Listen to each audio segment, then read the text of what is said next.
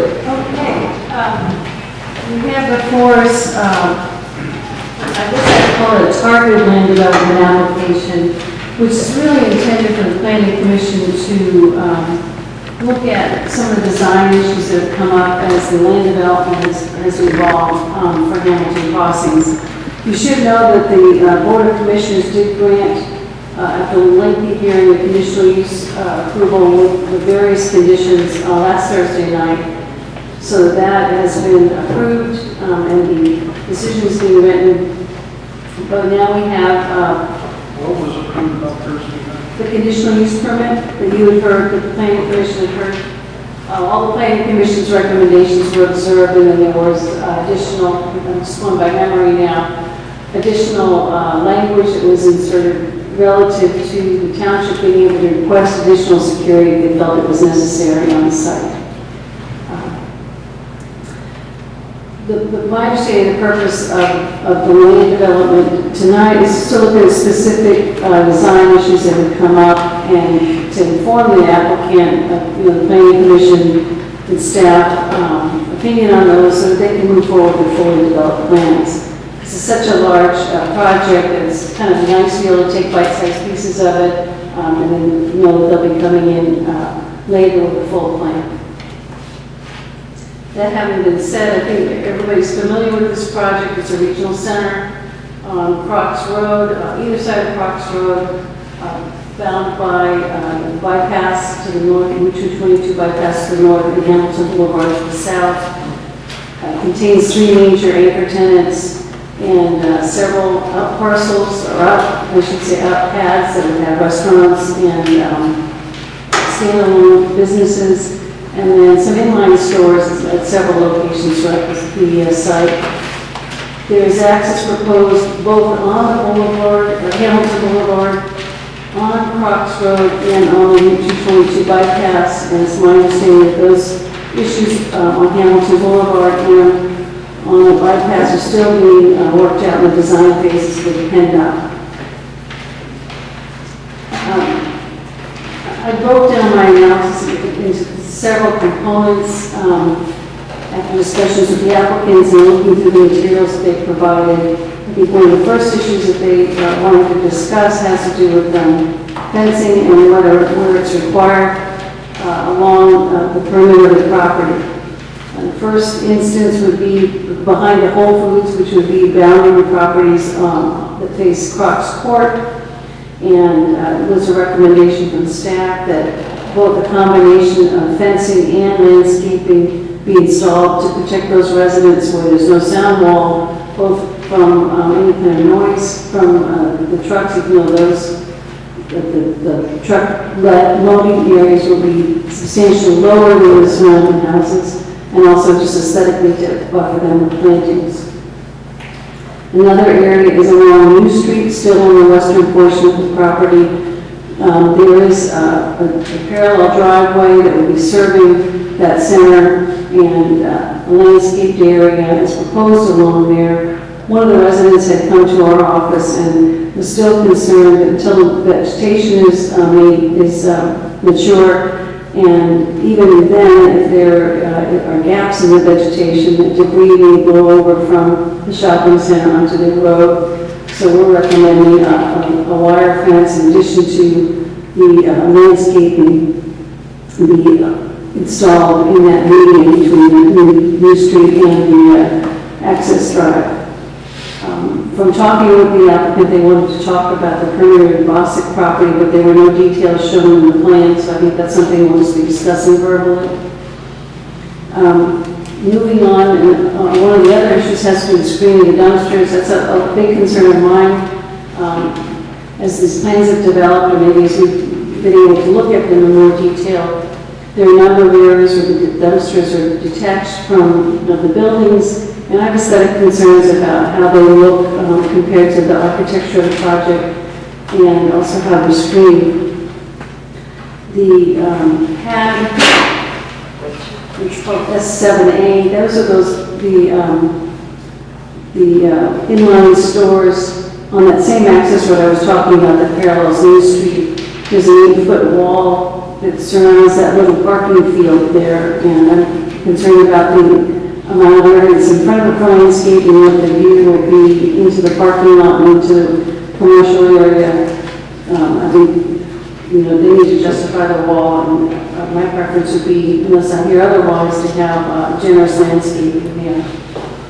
There is, looks to me like this plan modifies the location of the sidewalk to bring it alongside the stores instead of next to the access driveway, and that's something we'll have to talk about. We haven't reviewed that at this point. Some of the restaurant paths also should dumpster locations that are remote with screening walls and gated entrances. Ideally, they would be attached to the building. I know there's concern about, you know, fire safety or you know, what that would do to the buildings themselves, but in my opinion, having them be integral to the architecture of the project is a larger concern. I think that we need to see either better design details or some relocations of their portion of the building itself. One of the areas of concern that I have is the pad that's down closest to West Scottsville Park with access up Hamilton Boulevard. That's very tight. Initially, we looked at that as a bank location. It's now being proposed and was considered to conditional use permit as a drive-through facility. But because of the one-way circulation, the parking, and the truck maneuvering that has to occur there, the parking lot really gets close to the western property line and very, very close to the walkway along there. And I think we should be discussing whether that design is really the best use of that small portion of the site. It is one of the gateway entrances to the property, and it's really crucial that we look at that closely. One of the other issues that's come up is whether or not the continuous sidewalk is appropriate in all locations on the site. And I think the plan you have before you now that was just distributed shows a tan line where all the walkways are depicted. And you'll see a couple places where they've been removed from the original plan. One is on the western portion of the site, along Crocs Road to the bypass.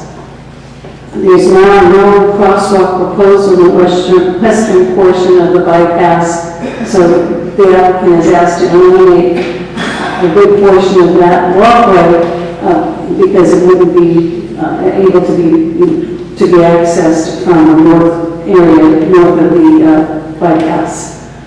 The other area of significance is at the southern portion of the site where there is a access drive, kind of curly access drive up of Hamilton Boulevard that would be near pad S6. And we acknowledge that the access there for trucks and to the parking lot that faces Crocs Road, we've talked a lot about how that would work.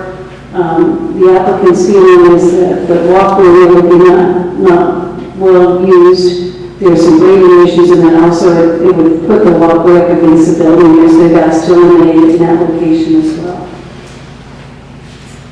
I think the engineer's letter will talk about the proposal from Planning Commission that there be a roundabout near the entrance to the target portion of the site, and it's not shown on the plan, but there's been further discussions of that. And lastly, it's my suggestion that the landscaping in West Scottsville Park extend up to the driveway, because up to the driveway that would be shared by the park and the shopping center, because of the grading changes and the amount of disturbance that will be occurring next to the park. It's shown adjacent to the garden, but not all the way to the building, so I would suggest extending along to provide an attractive buffer between the park and the shopping center. The zoning officer's letter notes the relief, variance relief that was granted for signage, and there was also previous dimensional relief that was granted by the zoning hearing board with a requirement for a substantial amount of aesthetic improvements to the property, to the design of the property, and we're hoping to keep with the spirit of that. He notes that any waivers that are granted should be shown on the plan. He also reflects the conditional use building envelopes, and we talked about that at the conditional use permit discussion last time. The planning commission looked at that, and also at the board of commissioners when the hearing happened last week. He notes the specific criteria for the zoning ordinance as reflected in the conditional use permit application. And then, as we talked about previously, any kind of buffering of residential uses along the side of the property. I also included on your table a letter that was presented to the Board of Commissioners last Thursday night by Mike Siegel. He took the liberty of making his suggestions, really design guidelines that he feels we don't want to lose sight of. I grouped them and kind of highlighted them by topic. And I think there were enough copies for people in the audience. I don't know if the applicants received it or not yet. But the larger topics had to do with both vehicular and pedestrian circulation, design of the parking lot, some of the landscape features and plazas, architecture and building design, which also includes garbage containers, roof design, facade design, and lighting. So there's some specific design criteria that and he's here to talk about them more, but I just thought I'd put them in general categories so that we could look at them as a group. And I think a lot of these issues we've been talking about all the way along, and the applicant is on board with, but the feeling is that we just don't want to lose sight of these important criteria. That's it for me for now.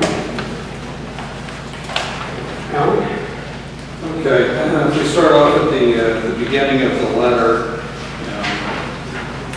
number one was a waiver that was already granted, so we'll skip over that. That's only in there for tracking purposes.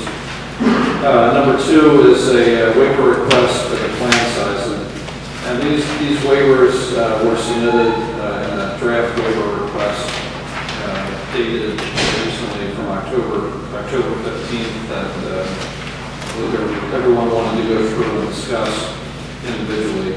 The plan size was discussed previously, and our thought was that the planning commission should consider a positive waiver at some point on that. Number three is the width of the access drive, and likewise the Saldo requires a driveway width between 20 and 50 feet, and due to the geometry of the turning movements, that requires some of the openings to the driveways to be in excess of the 50 feet. We feel that the planning commission should someday consider a positive recommendation for that. If anybody wants to discuss each waiver as we go through this, just stop me. Number four deals with the utility easements. This was specifically a concern for the utility easement along Crocs Road. And instead of a definitive width, there was discussion, and the plan submits a more of a blanket area easement that could be utilized for any fiber interconnect on the traffic signal system or anything required in that sense. And basically, we felt that the planning commission should sometime consider a recommendation waiver for this, as long as it covered any utilities that would be needed in the future. They could be worked around the hardscape and landscape amenities due to the blanket nature of the proposal. Number five is the sanitary sewer design criteria, and that has to do with a number of aspects of the sanitary sewer configuration versus the easement that's typically given, and there's a cross section that's provided for reference at the end of the letter. Basically, that the easement would be provided, that would be an overall easement in many of the roadways, which would encompass both the sanitary sewer and the water line, with some exclusive areas within the combined easement. And the access easement would be provided across the entire width of the driveway. And there's the ones that have to do with the utility easements and requests for waivers for the sanitary sewer are predicated on the thought process that the township would own some of these sanitary sewer facilities. That's still under discussion, and that's why we have the conditional response listed in the waiver request letter. And I expect that to evolve as everything moves forward.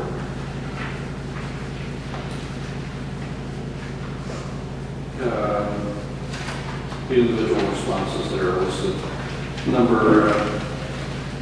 Basically it has to do with the material type also, which is still under consideration.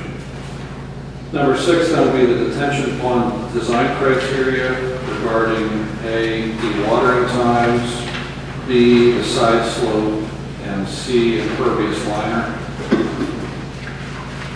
So basically, we had said that we would recommend that the Planning Commission at some point would consider a positive recommendation of the infiltration areas not to be lined, and also to be dewatered in a longer time period than the saldo requires. In addition, that the fencing is provided is ensured in lieu of the side slope for safety reasons. And also under C, that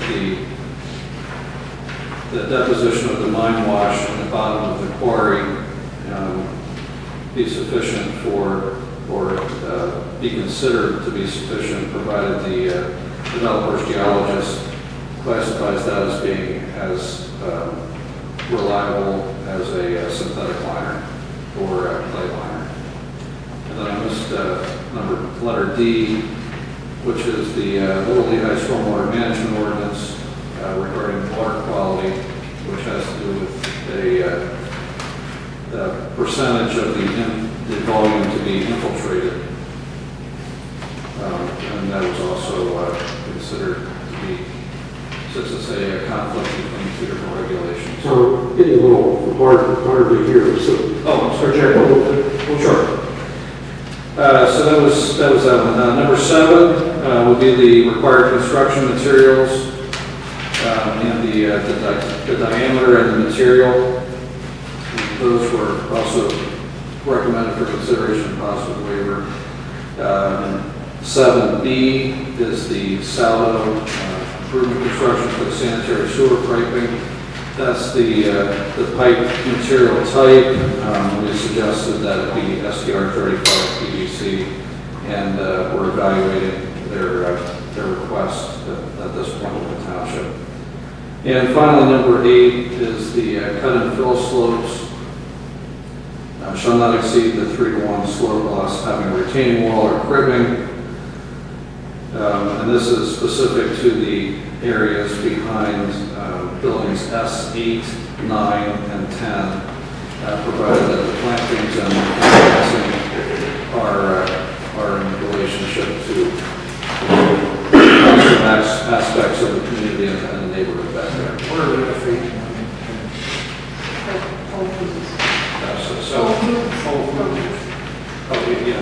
Behind, to the west of Whole Foods, that's over on the left, the west side of the property here where the residents are located at the fingers of the property.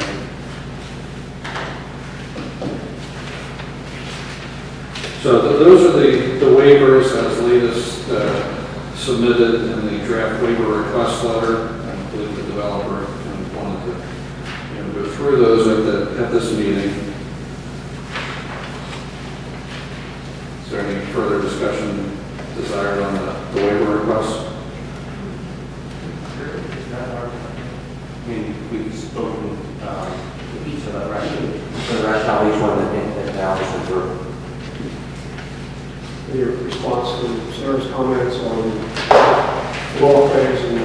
Yeah, we have a number of things to go through with you at your pleasure. Okay. We brought up the handouts. Good evening, Chairman, Local Control, Harrison, Andrew Hoffman, and but Newton. There's a couple of design issues that we would like to go through with you that have been indicated required for attention. So I won't go too quickly, but one is the ones that Sarah indicated. The first one being fencing. There is fencing in a number of places that I don't think is an issue, in particular the 3 locations we were asked to go further investigate. So the first is in the S8, 9, 10 area behind Whole Foods. We had a sound wall that is shown on the plan in front of you, and basically the staff had suggested that in lieu of a landscaping only barrier, we would install fence there. There is a steep slope there. It is an appropriate suggestion. We will include fencing, which is now shown on that plan, from the edge of that sound wall all the way through to the southern portion of the property to provide safe separation. So that's what we'll do there. Along New Street, it came to our attention that there was discussion that the concern was, I think, more trash flowing through. It's more at an at-grade level. And so if you'll look in your packet for this image, this is an elevation or an image that we showed that will give an accurate view from New Street looking towards the Whole Foods strip buildings, where we will be planting significant landscaping in order to increase the effectiveness of, I guess, a barrier for trash. We would suggest, or the township staff would suggest, that we have fencing there. So there's discussion about what kind of fencing. We're talking kind of like a snow fence almost. The problem with that kind of fence is, though, that it would probably not last very long with lawnmowers and things of that nature. So we looked around in the image, you'll see at the bottom of your page is something that we would suggest. It's more of a natural kind of horse pasture fence, but we can attach metal fencing to it. It would blend in really nicely so you would see it, but would effectively be a barrier for trash, and we thought would be nice things that blend in along the length of New Street. The other locations where we talked about adding fencing were really around Mr. Bosa's property. We have worked with him on a landscaping plan, and there is some additional fence that we would add on the west side of P4. There's a decorative wall on that out parcel that goes around most of the building, but where the wall would end, we would continue fencing, mostly again to protect protection against trash blowing. But I have a board if you'd like. I didn't know what the proper most effective is. Oh, there. Right here, it's this one. That one. That one. So if you look at the round top, that's the decorative wall that goes around the building, which is intended to shield cars' headlights. But where it ends, we would continue with the fencing. How high is that wall, Jeremy? It was only be 3 or 4 feet high, with a height up to block the headlights, but to be able to see the building over top of it. Okay. So that was our proposed solutions on fencing. The next item that Sarah mentioned was the bike paths. As you know, we have a significant amount of bike paths throughout the property. We requested and spoke to staff about 3 specific changes.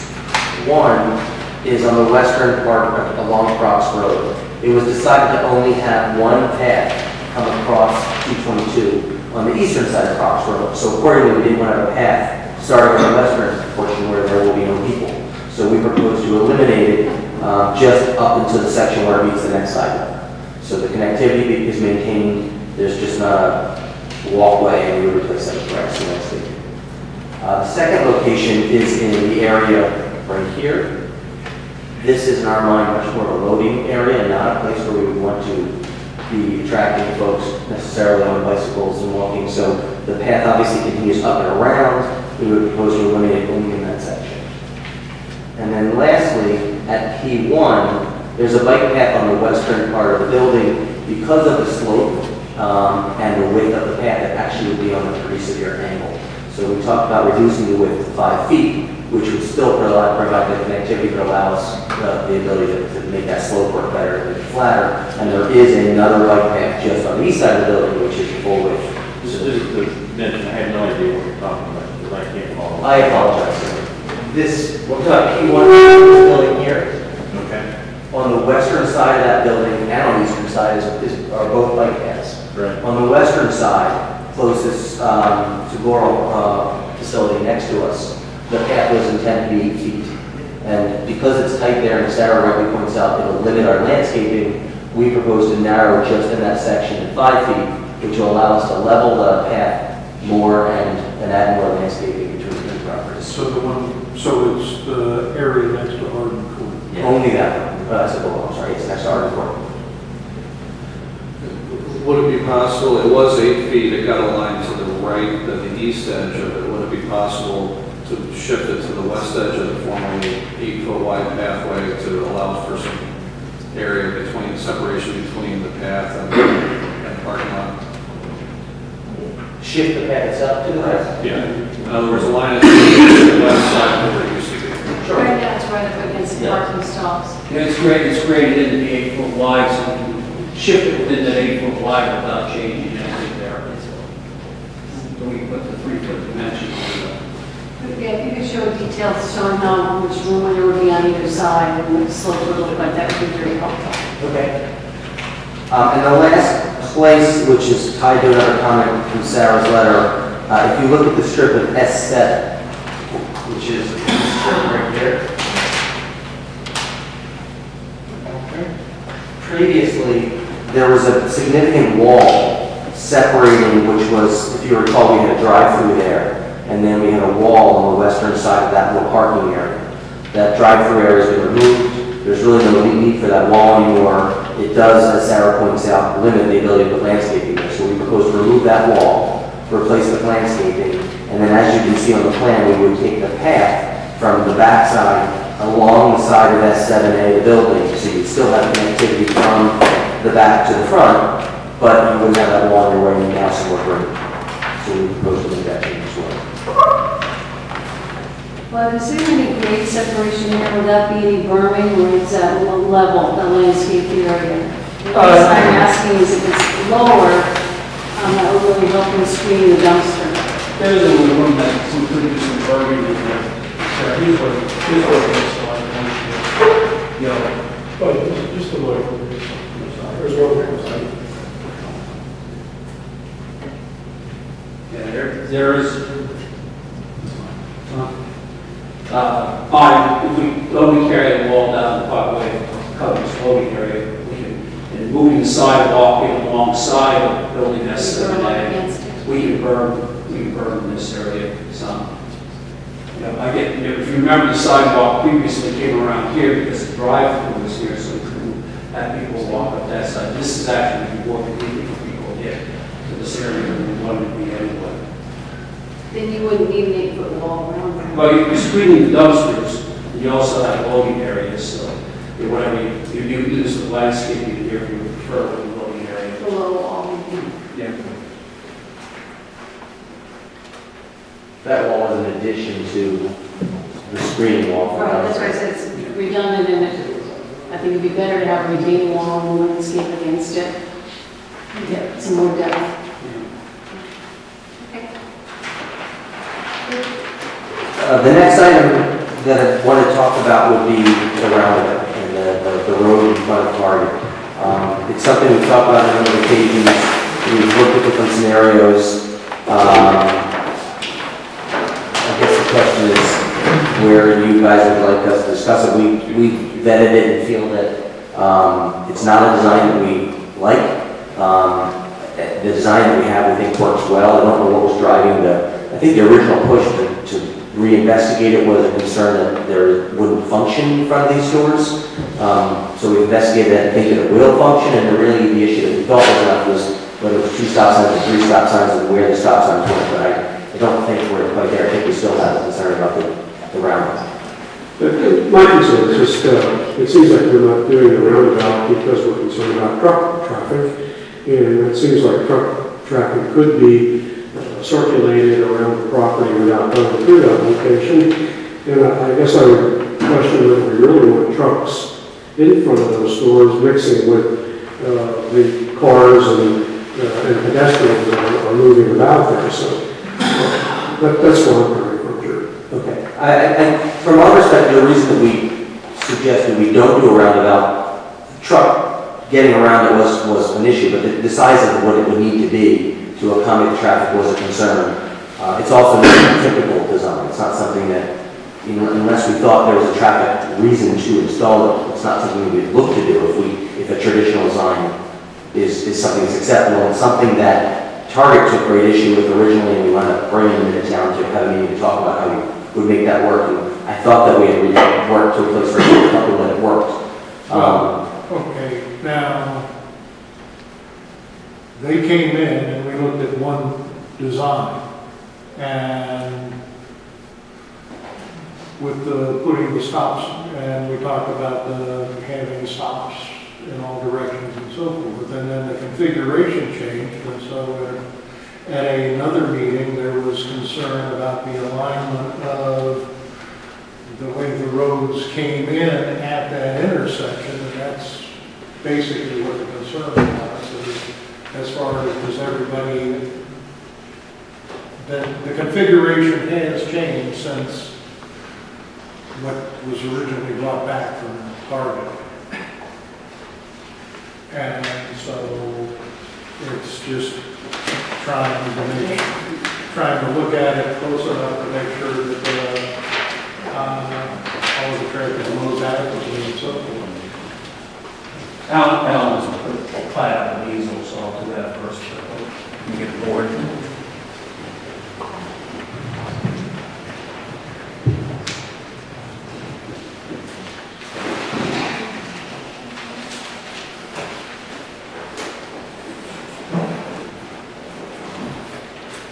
I think we'll put a plat on here, so,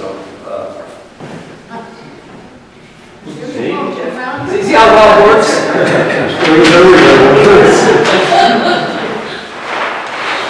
there really has, you keep the word slightly.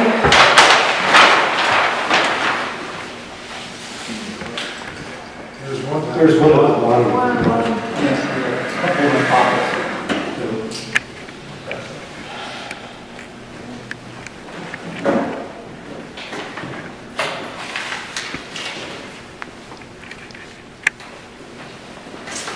The only change, Mari, that had, the only change that occurred with the design was that we did some more channelizing on it. We pulled the stop sign up a little bit further than what it was at the Target meeting. Since then, we met with the township, with staff, and decided where these stop signs would be. And also, we at one time had a stop sign at this location. You requested that we take that stop sign away, which we've done now. So we only have this stop sign that we pull back so that it's more, somebody stopped here can see back over there of them so they have good visibility at the intersection. We do have a stop sign here for anyone who be going this direction through the intersection. And then this plan shows what size cul-de-sacs required per design, a roundabout be required per the design standards for truck traffic. So you're saying that there is not a stop sign now on the loop road going into that intersection? There's not, as I was asked, the one meeting we were asked to open this up as a free flowing movement. Very good. I stopped to think about that. Okay, I was not aware of that change taking place. Yeah, I think that came up about 2 meetings ago that we had with you guys. We've met with Alan and staff since then and made this modification. So, that sounds good. Is there a pattern of concrete on the road at that section? I'm sorry. Is there a pattern of concrete on the road there so the pedestrians can cross more safely? The pedestrians on the intersection, we have crossing at the intersection area where there will be stop conditions. We're not crossing them in here. Now, we did go back and add the crosswalk in from the bus stop into the Target as you requested previously. So there's no need for anyone who's going to this area of the project would most likely walk in this way. If you go into this building, then you come up this side of this building. What's the shaded area in between those two? Not by the Target, but the northwest, there's another shaded crosswalk. It looks like that. That's a crosswalk it connects into. So that also be This, patterned. that's going to be the same pattern as what we're doing on these other, the same approach that we're taking on these other crosswalks.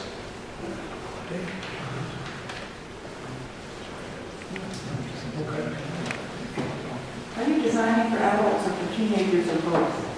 Because teenagers don't always where they're supposed to go. We can use the Penn State principle where, they put in a new building and stuff to watch when students walk, and then they go back in, put the walkways in when the students walk. But they had a bad idea too. They tried to do an underpass in one spot and ended up abandoning it after a couple of years, so nobody would go down and back up. That was Gary's class. He used it.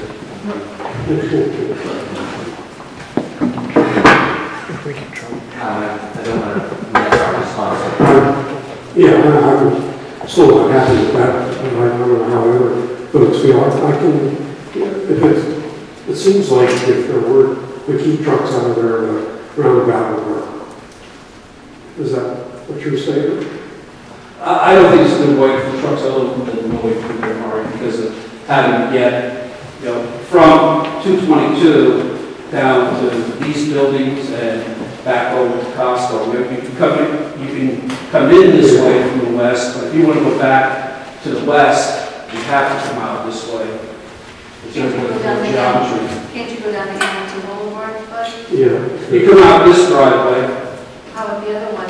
This is designed this has a 2% grade on the design criteria that Target and Costco and all your other main retailers are, but they don't allow you to have, they don't want an 8% grade on truck routes. This part of this is not designed for trucks. What's it designed for? Car traffic. The idea of this driveway in here was something that came from the planning commission as far as getting rear access to the parking lot from Hamilton Boulevard.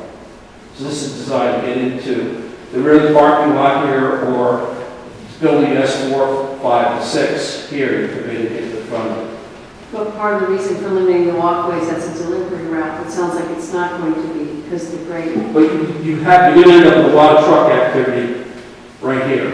And I think that was the main reason. And then the other reason was, as you described, that the walkway would be right against the building here, which, was something you didn't desire. You thought it would better have this landscape there. But there would be a lot of turning in and out, like these trucks didn't get into these buildings behind the screening wall. This is the only real access point to that.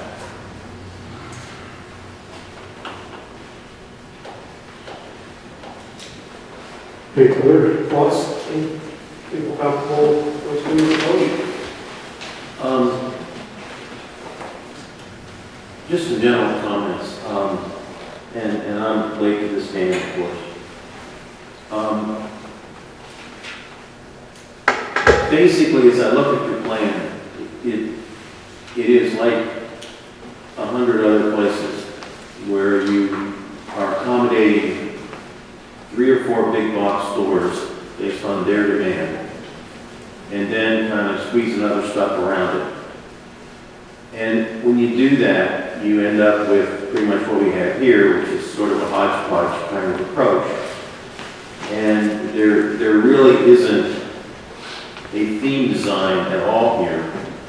And there really isn't anything that I would think even approaches pedestrian friendly or streetscape or creating an attractive area that people would want to go to. You're going to get someone who wants to go to Dick's, you're going to drive in, you're going to park in front of Dick's, you're going to go inside, you're going to buy what they want, and you're going to leave. It's not going to be a center area of activity where people would want to stroll around and shop. It just isn't going to be that way. And I think we need to understand that's what we're buying here as far as the township's concerned. I guess if I had my way, it would stay a farm field forever, but it's not going to be. So, I have one specific question on the noise wall on the west end. How big, how effective, does anybody know the impact that you're going to have on that? The noise wall, there was a noise wall study that the developer had done, was actually done by the same person who did the original noise wall study for PennDOT. And PennDOT's going to make us satisfy their design criteria. So what he's designed there now outperforms what's there presently. And that'll be all part of the plan, highway office for the Okay, one thing that I didn't realize before was that there's going to be a detention pond on the township park. And when does that come into play? In your packet, if you turn to, Yeah, I saw it in this package. And prior to that, I was not aware of it. understood. I have to think through the initial time that this was considered on the property. It's been there for at least in the spring. Before that, it was, I believe, a swale across the back, and then there was recognition that infiltration needed to be provided over there to meet the permit requirements. So that's when spring, or whatever the time frame was, that's when it turned from a swale into an official facility for infiltration. this image. Is that, And that's that was always picking up image from the site. Correct. The watershed in that area I should say some of the property that the shopping center is considered for development, some of that property drains across the so that's the water course. I can't hear you with the noise. That's the natural water course route for some of the drainage from the land that's being considered for the Hamilton crossings. But so when Yeah, the need for the infiltration came out of the, I believe, the Conservation District and DEP review for that area. Is that correct, Bud? That is correct. And that's been going on since the spring. So what kind of agreement was made with the township associated with the use of this and so forth? Well, I guess at this point, we're looking at it as making sure that it's definitely out of the playfield area, but the nitty-gritty of the agreement of how all that works legally, I think it's still in the process of being worked out. Because currently that's a baseball field, right? Right. The detail that Dave Horny did showed how there's two softball fields. And Illinois has looked at this, and I think right there it shows where the outfields are. And one of our concerns has been making sure there's an adequate protection for any ball players coming up against that, Okay, so this is the first I became aware of the fact that they're actually taking township land. As if the amount of land that they want to cram all sorts of stuff on their land and then coming through and saying, yeah, we need some township land for another detention pond seems a little excessive, and I wasn't thrilled to see that. And so I'm sure there might have been some discussions with, the Parks and Rec or something, but it sure as hell hasn't been talked about at the planning commission. I think you're right. I haven't seen it either. There's a deed restriction on that land. Does this fit into that deed restriction, which requires that the land be used for educational and recreational purposes? We took a look at that issue, and I've known about it for a while because that same issue was raised in the past, and we felt that it was not inconsistent with restrictions on the land.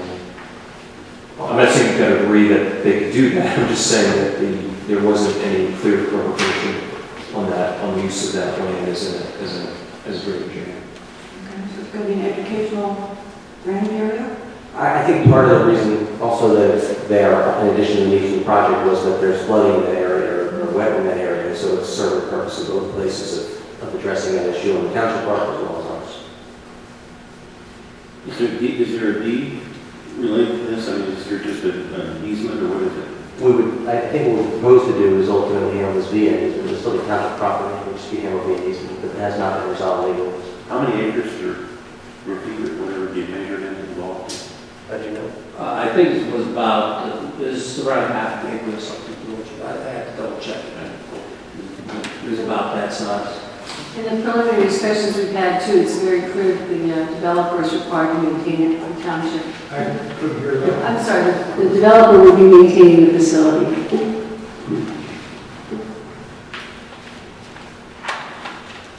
Well, that park is relatively small to start.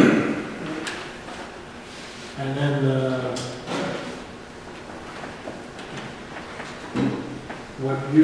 what is currently relatively flat land becomes a big wall and so forth, and then now finding out that there's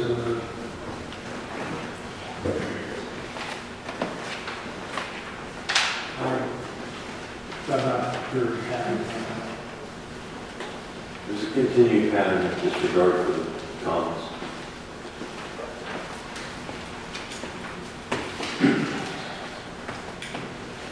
Is this an area where dense tree planting might serve better than our standard detection plan?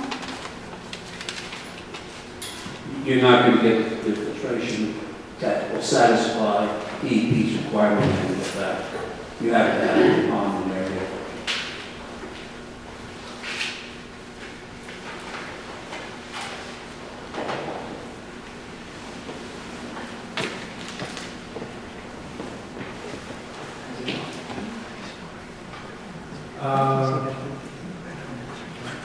So what's the status at this point? There is an agreement. This has been discussed, obviously it's not agreement today. I think the feedback we had gotten prior to today was more of a focus on the ball fields and the operation of this, and what we, to get someone from a ball field design perspective to make sure what are the appropriate outfield limits and making sure this wouldn't impact play on the fields in any way. So there's actually modifications to the design to make sure it stayed out of any of those areas, which is what we're showing you tonight. I apologize if it's something that we've been talking about, obviously not in front of the planning board, from my memory, but we've been talking about for months. So it's become incorporated in our perimeter design, and the comments have been limited more towards who's going to maintain it and making sure it doesn't interfere with the ballpark operations. Are you doing anywhere, or have you considered putting a tension underneath the parking lot? There are, I don't know if we have them left, but we've been avoiding that if possible basis on stormwater design guidance, but certainly something always can be done. Would the line wash allow that to happen? And that's, the parking lot's located over the area where you're mediating line wash. That's one thing that's driven the design the way it is in a linear form. We changed the design. Back to Mike Siegel's suggestions for the overall project, is there a way to make that more of an amenity with a fountain or something like that, so it actually looks like it belongs in a park as opposed to, well, you know, we haven't talked about all of that, but in light of some of the design issues that he's raised, perhaps that's something that, kind of along the line of what Ann's thinking, will just, can it be something that really enhances Based the on park? the calendar, can we just record it as, yeah, it's a concern and we're going to be talking about it some more? Sure. Jeremy, other issues? I think that's the limit of the items on our list. Am I missing anything? I think, just from my point of view, I would like the planning commission next time, and I'll work with the applicant on it, to look at the fast food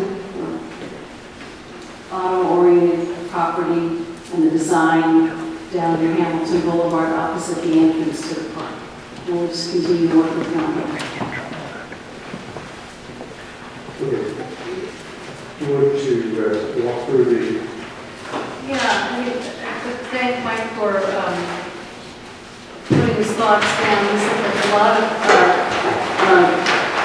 design issues that come through town center regulations, and I think they're all things we talked about in the past, but it's nice to be reminded again about design criteria for successful commercial properties.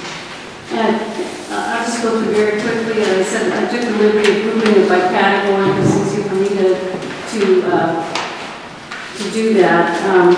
There is discussion, as has come up tonight, about decorative crosswalks and making sure that some of the crosswalks that provide safety is also more attractive.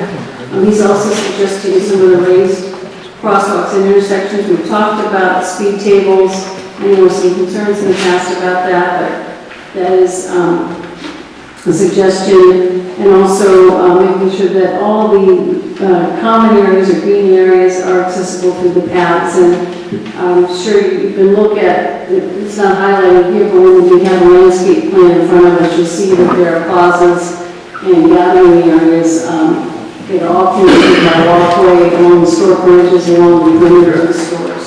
So, okay, the highlighted stuff is the stuff that Actually, these are the religious topics that I was trying to get into more of an outline for. We are providing decorative crosswalks. We are not providing raised crosswalks and intersections, is my understanding. Just speed tables. okay, that was, Mike, you had looked at the zoning stuff, and you said you only had a few of the items that, Yeah, I want to try to bring it down to scope here. Before I got to look at the actual zoning decision and the things that are required in there, I pretty much got it down to a few things. So I want to try to speed it up a little bit here tonight. One of the issues that you brought up that hasn't been addressed is the roofs. The roofs of the building are absolutely critical. My experience with roofs are that they put all their cooling towers and air conditioners up there, and they make loud noises all day long, droning noises. And I want to make sure that's not geared toward the residents who live over there, that, you know, that they take the avenue of trying to not only aesthetically make them look pleasing, so when you're driving down 222, you don't see cooling towers on all the roofs, but you actually see something of a decorative nature there. That's what I'm looking at for that one. which number was that? That would have been number 3 on mine. It's on page 2 at the bottom.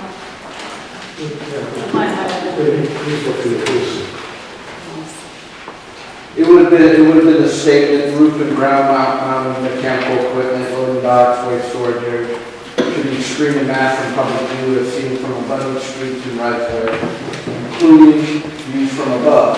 And what I mean from views above, is I believe part of the 222 bypass will actually be close to being above that. And when you're driving down 222, you don't want to be looking at a series of cooling towers and air conditioning material on roofs there. You probably want to see some type of decorative wall or some type of screening that it just doesn't look aesthetic in the gateway to our community. My other big issue is the refuse containers. Sarah Butler, number 8, refuse and used oil drums and service facilities must be screened from view. Okay, Sarah went over that tonight. Yeah, well, I want to go on the inside of that. She did a nice job on that, but my point is working with major shopping centers and restaurants. They put in order to meet the grease separator requirements of the township, they put oil drums out in their waste areas, and they tend to become a nasty looking mess with no gates on them, or the gates are open all the time. I want to make sure that those things are locked all the time. I want to make sure that when you're driving around this facility, you're not driving down there and seeing open gates and refuse. You're not seeing oil drums spilled out, or the restaurants carrying their grease out to there and dumping it all over the ground. Those things should be addressed.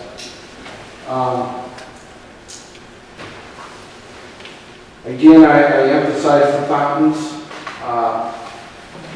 That's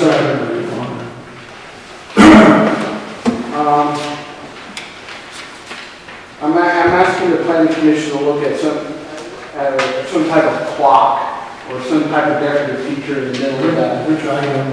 I'm sorry. That would be fountains number 5. 27 is the clock. There's a clock, and Like Sarah's pretty nice category, so we're jumping around. yeah, that's what I'm doing. I plug into this, and I'll try to get there. Display display of all products on the outside of the building. Target is infamous for having a big area of sidewalk out in front, and they usually have red bollards out there. Which item are you on now? I'm on display number 12, and then I'll take Features on page 2. I'm trying to keep the scope of the sidewalks from being displayed areas for products. I know Walmart tends to want to do that with some of their facilities, and I just don't want to see that happen to a beautiful shopping center.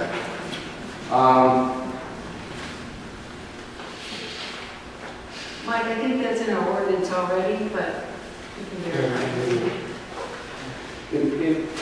It seems, like if you could spend some time, with Sarah going over, a lot of the items are covered and more definition in the categories that we can work with, I think would be helpful for efficient use of all of our time.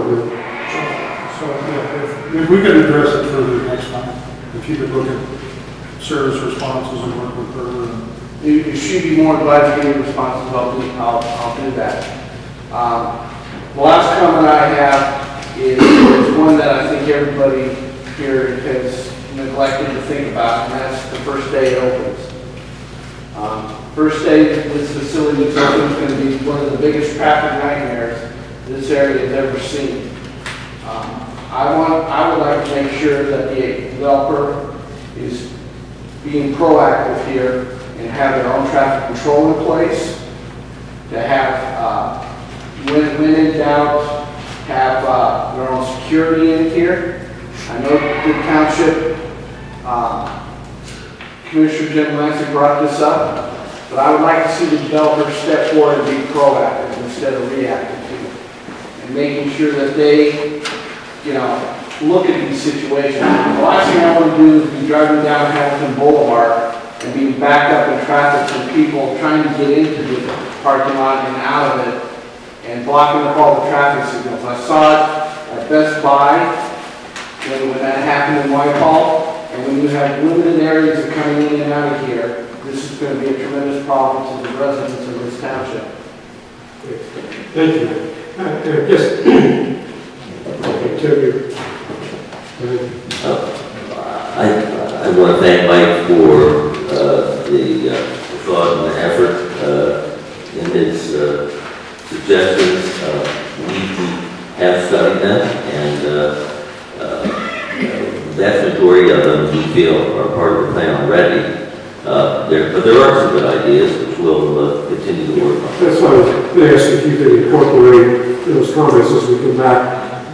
Further discussion. Let's highlight those topics to make sure we have it all covered and they're satisfied. Sure. I can't promise that we're going to do every single No, I thing, understand. but we've certainly thought about it. I think a lot of them are here, and where we find that we cannot, we'll explain to you why we cannot. Okay, what are the rating Costco? How are we making out with more upscale design on the Costco facade? Well, we've sent a request to Costco in response to the significant comments we've gotten from the last meeting of conditional use to see what they'd be willing to do in terms of changes to their building and their gas facilities. We have a response. I think one thing would be just to have consistency architecturally. Their facade that they propose is a lot different than the rest of the center. So maybe they blend in. Let's see what they think about that. Okay, good. Any other comments? I just had a comment, and I think it came up as part of the conditional use hearing. And I'm trying to understand the actual ownership of the lots that involve Target Costco. I think. Have you decided how you're going to do that? I think we had a meeting a while back, and there was still some issues now. Yes, well, I don't think anything's set in concrete, but our idea is that we'll create a condominium association, and one unit will be the Costco building and its parking lot. And of course, give you a delineation, a legal description. One unit would be the Target building and its parking lot, So Costco would own 1 unit, Target would own 1 unit, the developer would own the balance of the units. We have not determined how many there will be quite yet, but ultimately we'll have a condominium association with 3 owners.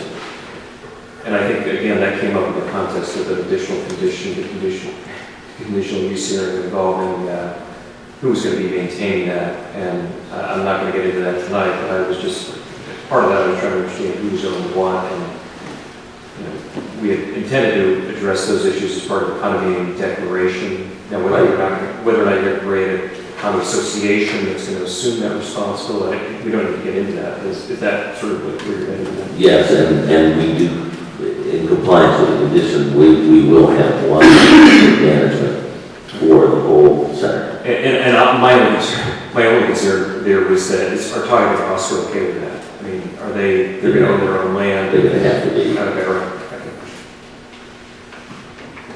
Okay, one other thing that came up that I didn't really understand, and that is the thing of the sewers and township ownership of the sewers, that it seemed that unless it's a main passing through to get to someplace else, if it's basically just serving, for the stuff that's just serving this development, it ought to be owned by the development, right? Yeah, and that's basically the way it was initially approached, but there's been further discussions with township staff about ownership of lines beyond those classic public lines that are handling sewage from off-site of the property through an arrangement whereby the developer would pay for the operation and maintenance of it. Very similar to what would be done with service roads. Similar to what would be done with the service roads. PennDOT's going to require the township to be the owner of the service, the collective distributor, I should say. And we discussed very early on in the project that would require an agreement with the township whereby the township would maintain it, the developer would pay the cost of that. The same thing that is being discussed in the context of the sanitary system. It's an issue. Which sewers in particular are we talking about? Basically all the main trunk lines in the project, not the laterals, the main trunk lines. And it's related to... Why is the township taking ownership of? It's related to use of grant monies, number one. It's also related to easement issues with Lehigh County Authority, because in discussions with Jason Peters of Lehigh County Authority, he has a different perspective on easement requirements when it's a publicly owned sewer line versus a privately owned sewer line, and that allowed for the arrangement and layout of that detail that you saw. That detail is predicated on township ownership of the line. So it was really a combination of a number of things that has involved quite a bit of discussion over the last couple of months. Okay, well again, this is the first time that's for the planning commission. That's why I was mentioning the latter, that the township ownership is a key. It's an unusual situation, there's no question about it.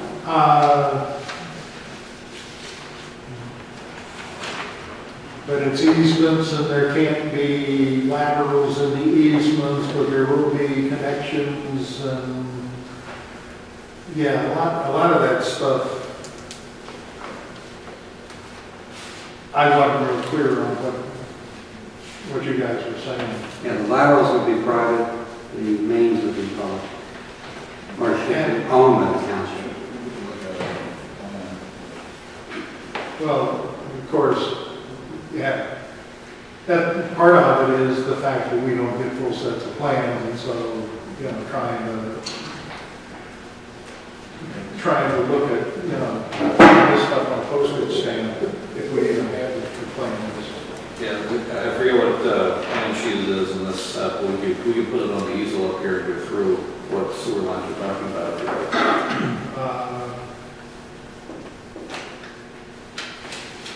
Based on the hour. I was thinking we could do that. We're still working through it. We could do that the next Still time. working through it, and so just Bring that back. be prepared that that's an area of concern. Sure. Yes. Just have one question. There's been a couple mentions of where... Could you get the mic, please? Yeah, sure.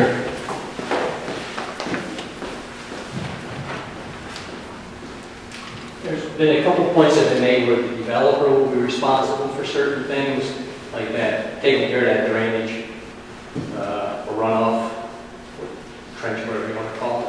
And now the sewage. Does that mean the developer from now on forever will be responsible for it, or just till he sells it off to whoever buys it and manages it, and they will take over responsibility forever? Okay, thank you. Okay, again, I guess the one concern that we hear tonight is offered some fairly significant concessions with variance and waivers, and part of the reason for that was the amenities that were there that we were anticipating getting, and it seems like each step that we go here, there's some backing off, and we find that some of the township property would be used for the drainage pond and that kind of thing. I'm just, I know I'm hitting the roundabout type thing, the folks will promenade on a regular basis and go from one end of that to the other, with roundabouts, and you don't have trucks mixing with the cars, parked there and pedestrians. So I'm just sensitive to the trend, and I'd like to see us, get more things back in as opposed to finding things are disappearing. Other questions or comments? Yes. Go ahead. I am particularly concerned about that detention pond, and I'm wondering if you can't look into the most forward-thinking ways to handle stormwater in an environmentally attractive way, rather than just a standard detention pond on a township park. And what's been discussed so far is it's going to be rain garden, and it's going to be landscape, like rain garden. Walk through and so forth? Well, what's outside? There's a boardwalk that you can walk through so you can see. You walk around the top of it. Oh, that's nice. There'll be an area to walk around the top if you want to. It's going to be fairly island landscape. It's going to have the final remediation vegetation in it. And it is set up to be an infiltration basin. So that's the area that's really being studied heavily now in the stormwater community. We're going to be implementing those procedures. Okay, yes, sir. Come up and use the mic.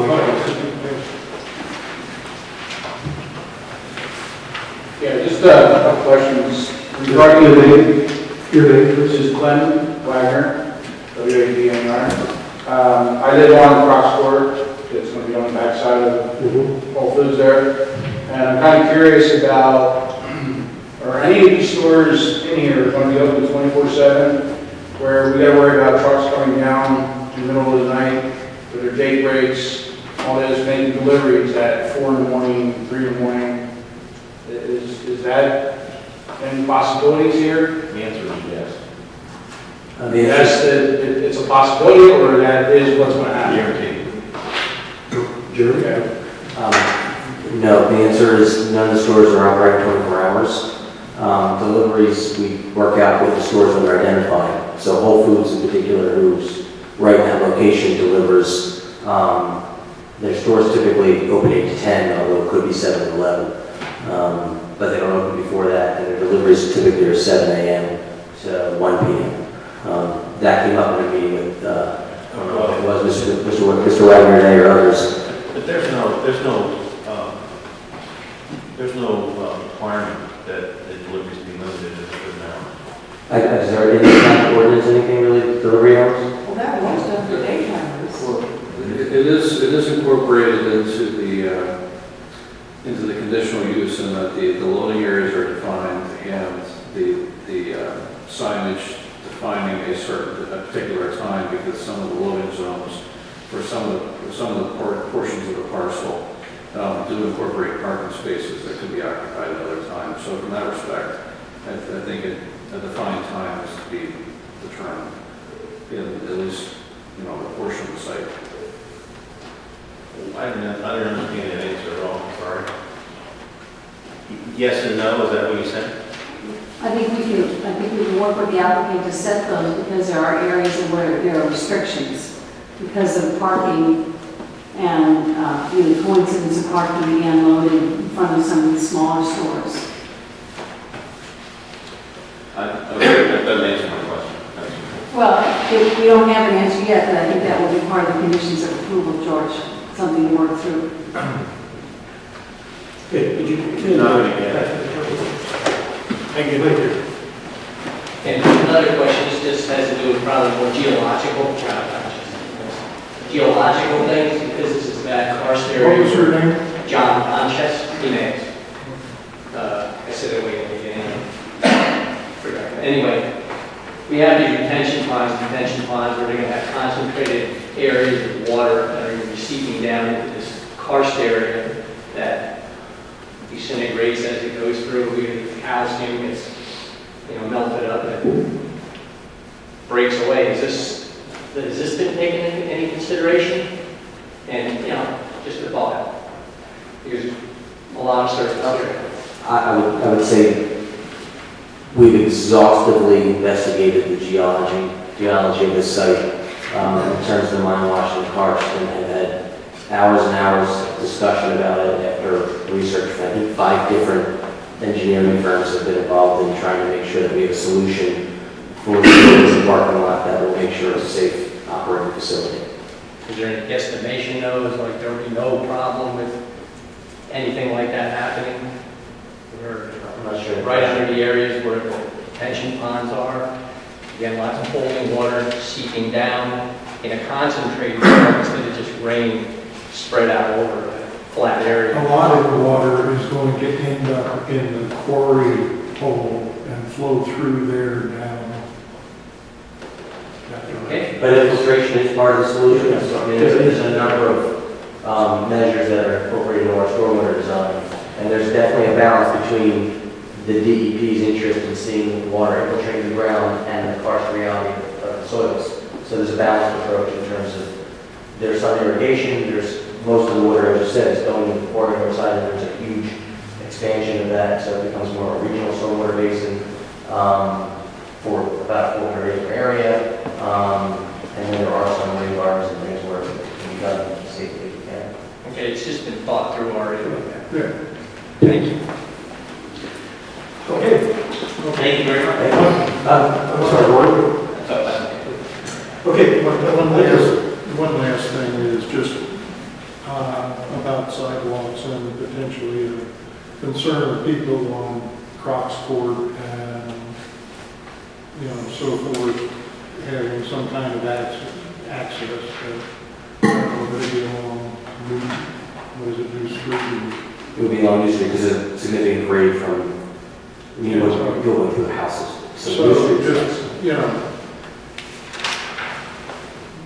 residences in the area of the shopping center, if we're going to have a walkable community, it would make sense to have some method for the residents that live close to this to be able to walk safely to it. There is a path to New Street. There's a path to New Street, okay, so how safe is it along New Street to get to that path and so forth is a question. So, and because of what is not a build-up, but will be with the placement of the Whole Foods and so forth, just how, think a little bit more about how people from Crocs Court and beyond would be able to get to that path. Okay, thank you, gentlemen. Okay, Ron, Jim. Yeah. Yeah, you get the markers. Yeah. Ron Weiler, 5540 North Country Road. I'll be real quick, actually. I always come back to, and I've said this many times, and I'll keep saying it until this thing comes to fruition, but there was the one sort of most highly publicized rendering of this project that was put out there, whether it be through Planning Commission meetings, Board of Commissioner meetings, the Hamilton Crossings Facebook page, me, etc. And you all know what I'm talking about. It's the one that uses very creative use of perspective to kind of show this project from the view of the clock tower around this area, looking down here, where it was and it truly was, you know, in my mind, representative of the sort of town center concept that we were being sold, and that's what was happening, and you all acknowledge that. And during the portion of the project when we were trying to win the hearts and minds of the public for TIF funding, a certain quality was being sold to us, and now that I'm hearing that this might change, I think the roundabout is a great idea, and I think I understand what you're getting to. There's some beautiful portions of the promenade that utilize roundabouts with focal points in the center, and that's great. But whatever happens as far as significant changes for this area here, because I always go back to that rendering as being, to me, that's what sets the bar for quality. So what I'd like to see is any significant changes to that area, where we're deviating from the clock tower here, the pedestrian area here, the rendering showed people crossing the street here, textured sidewalks here, this beefy median here with another structure here.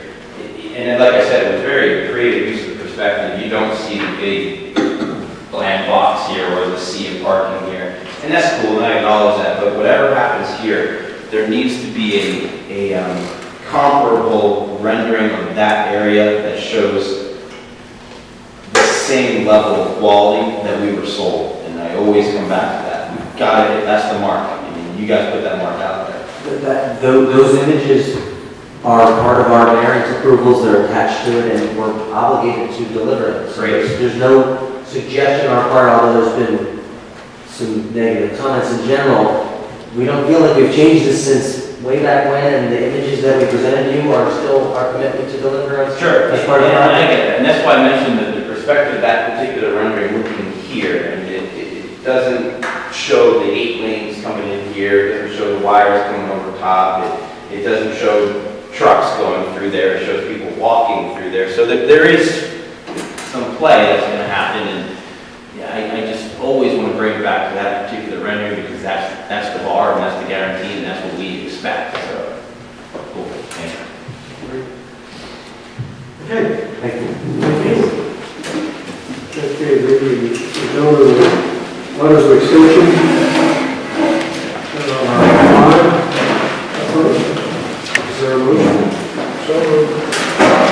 In a second. All in favor? Aye. Opposed? Okay.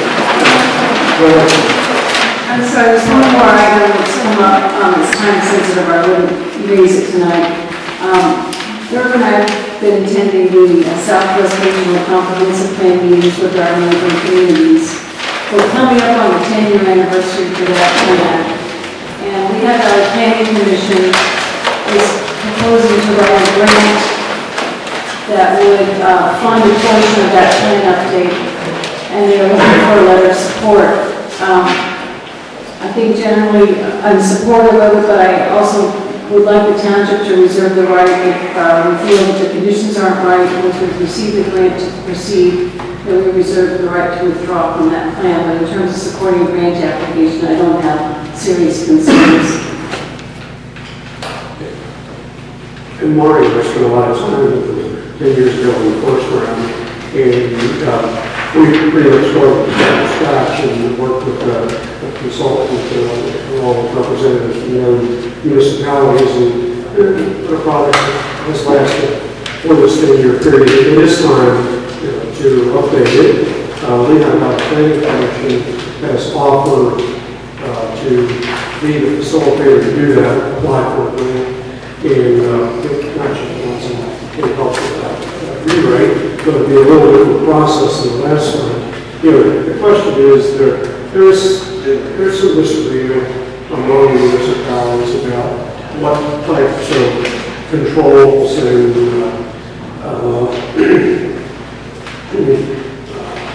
we're trying to look for consequences if a municipality doesn't abide by the regional plan.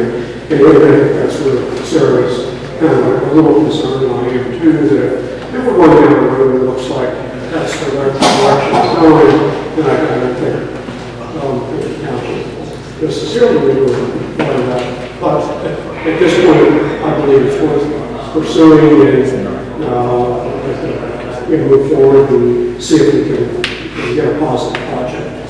I'd like, if possible, a recommendation from the planning commission to take to the board of commissioners who will be considering that request. They have to adopt a resolution agreeing to support the grant application. There's no obligation beyond that. They need to make that clear to the Valley Planning Commission, but in terms of supporting the grant. Have you looked, sir, have you had a chance to look into how the funding was split between municipalities for the original? Yeah, it was split evenly, because I guess every municipality, I talked to Chris Bain about this, and she said that time it was split evenly between the 6 municipalities, because everybody had significant goals they wanted to accomplish with the plan. And in fact, the boroughs did have kind of mini downtown plans that are part of our comprehensive plan. Probably ours changed at least because it reflected the zoning we had at that time, some minor changes. But anyway, I think that's still something that we would need to discuss with the other communities. I wasn't at the meeting, but my understanding was that the Borough of Emmaus and Upper Milford have set funds aside already to fund the update next year. And we do have planning study money in this year's budget, so there's potential for funding it through our general fund for the planning budget. I don't know about the smaller boroughs. I haven't heard from Alberta's or Lower Milford or Mapunji, but I guess Mapunji, just the 2 smaller populations that haven't weighed in yet to say what they have. As long as it's a cooperative effort, I guess I would say lower than that. See if it would be beneficial for the country to continue to participate. With that, before the motion. Sure. I make a motion to send a letter to the Board of Commissioners indicating that we support in concept the idea of an update to the comprehensive plan. Southwestern, we have a comprehensive plan with the understanding that it would be a cooperative effort between the municipalities based on existing conditions in each municipality. Okay. Is there a second? Further discussion? All in favor? Opposed? One other, and that is pending projects and administrative reviews is on the agenda every time, and we have never been informed of any pending projects or administrative reviews. And so, for instance, the thing at Valley Country Club, That's an oversight, we should be doing that. Yeah, I don't think we when administrative reviews are done, I would appreciate it if the plan, if this item on the agenda was actually used to let us know about it. Are there any other pending reviews? Well, actually, there is one item I'd like to just bring up real quick to update you. It's not necessarily fitting that to the T, but Faith Church, when they moved forward with their architectural plans, there was 4 changes that they would like to make to the plan prior to recording. And we had looked at it, and they're all improvements innocuous to the overall plan. But basically, one is they're going to lower the first floor elevation. Before they had a long ramp for the ADA accessibility to the new building. They're going to lower the first floor elevation so there is no ramp. Number 1, they're relocating the sanitary sewer line outside the building instead of underneath it, which is a good move. Number 3, they're restriped the parking lot based on the latest ordinance with the double striping and the smaller space size, which actually increased their available parking. With that, they also added another lane parallel to Middle Creek on the east side of the parking lot. So that cut into their potential increase of parking. I think they still have another 15 spaces in addition to what they had before, so I did want to report that to you guys, that they requested us to incorporate those items into the plans before they get recorded. It's been striking, we're going to look at it. And the restriping, did they eliminate their narrow aisle widths? No, because it only impacts the width of the parking space, not the depth. Yeah, each row gains more space. And they didn't volunteer to put in a 1.2. I didn't look at it. Is there a motion to adjourn? I'm sorry, one more quick comment. And just so Sarah doesn't get upset, no, this is not criticism. We spent about 45 minutes with the folks proposing the synagogue and explaining to them how unusual this project was and whatever. I would give the staff full authority, as far as I'm concerned, to go through that process with them and tell them what they need to know, and maybe you did, and you probably did, but we didn't need to go through it again. I mean, it really, those kind of things, if they can be handled at the staff level, it'll be fine with me. Your point's well taken, George. I know there was a lot of discussion, but regardless of what staff says, the planning commission may or may not, if we were driving, if they subdivide, they need to hear that. If we're open, and although staff has a good sense of where we are, they aren't in a position to comment. I understand that, but a call you might have been, like, what do you think our census is? Whatever. I don't know. It may have been more difficult and more subtle. This was painful. We do tend to let things go a little longer than we need to. Yeah. That's a lot of customer service, I guess. Okay, is there a motion to adjourn?